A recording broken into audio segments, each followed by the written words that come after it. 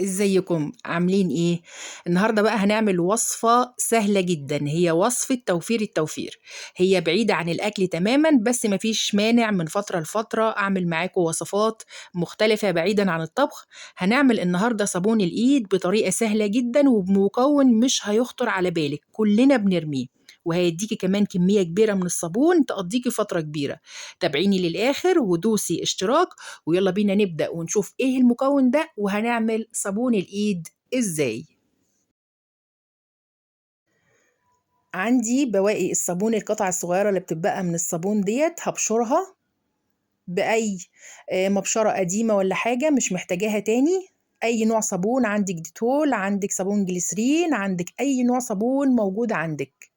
بعد ما خلصنا في حلة هنزل بكوبايتين مية وهولع النار، وبعد كده بقى هنزل ببشر بواقي الصابون.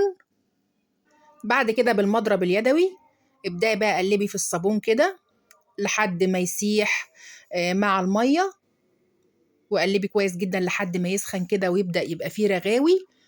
في المرحلة دي بقى ممكن تضربيه في خلاط أو بهاند بلندر، ما عندكيش المضرب اليدوي كويس جدا.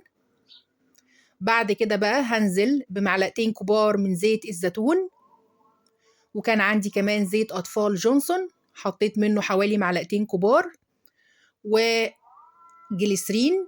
لو عندك زيت جوز هند، لو عندك زيت نعناع، لو عندك أي حاجة، لو عندك كريم عندك حلو بتحبيه ممكن تحطي قطعة. وابدأي بقى قلبي لحد ما يبقى كده يفور شوية. اطفي بقى النار عليه وسيبيه حوالي دقيقة أو دقيقتين بس، وبعد كده ابدأي فضيه في علب أو أي حاجة قديمة عندك. بس خدي بالك وانتي بتحطيه في حاجة بلاستيك يبقى بارد شوية.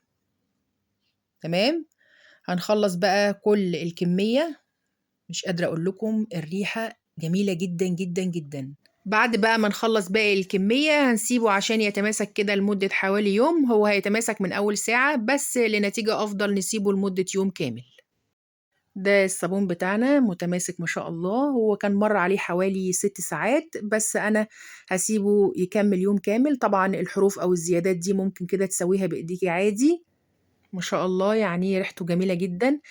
وكمان الصابونة على فكرة كبيرة، يعني ممكن تقعد وقت كمان كبير معاكي وتوفر.